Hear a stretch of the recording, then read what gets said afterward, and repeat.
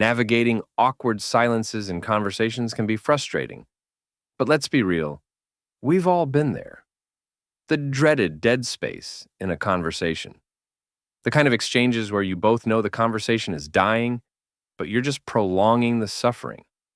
But after years of trial and error, I finally cracked the code. And guess what?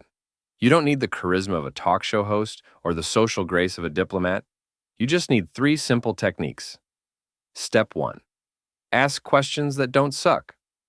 Someone says, I went golfing this weekend. You have 2 choices.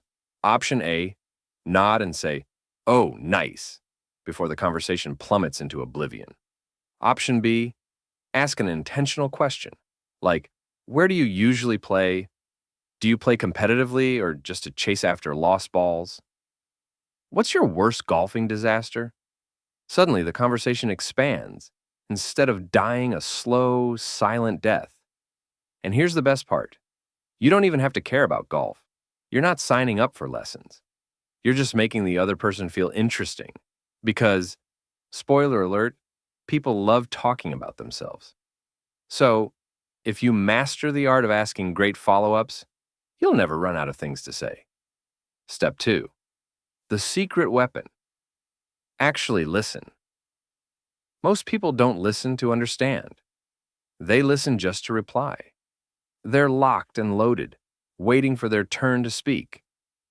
Which is how you get those awkward moments where someone says, yeah, I just got back from a trip to Japan.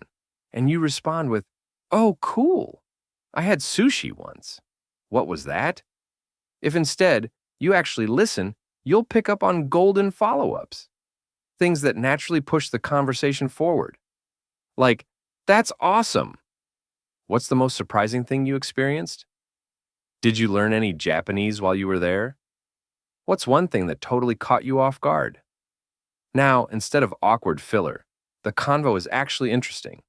You're no longer just exchanging sentences, you're building momentum. Also, a pro tip. If someone is telling you a personal story, don't just wait for them to stop talking so you can tell your personal story.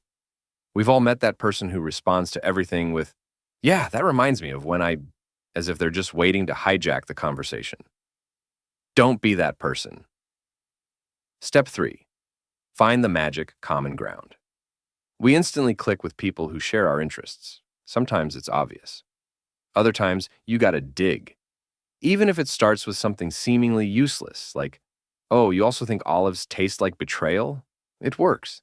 Because once you find a shared interest, the conversation stops feeling like small talk and starts feeling like connection. Ever had that moment where you realize you both hate the same thing? Like a frustrating app or a confusing movie ending. Suddenly, you're bonded by mutual suffering. Few things unite people faster than collective frustration. The conclusion. The real secret now. Here's the plot twist. Even if you follow all of these tips, some conversations will go nowhere. Some people are just bad at talking. Some topics are doomed. And sometimes, the chemistry just isn't there. When that happens, just embrace the silence. Own it. Because, fun fact, silence isn't the enemy. And if all else fails, just throw out a ridiculous question like, okay, serious question. Would you rather have spaghetti for fingers or toes? Either the conversation picks up or they walk away. In which case, problem solved, only joking. So, before I go, here's a challenge for you. Try these techniques in your next conversation and see what happens.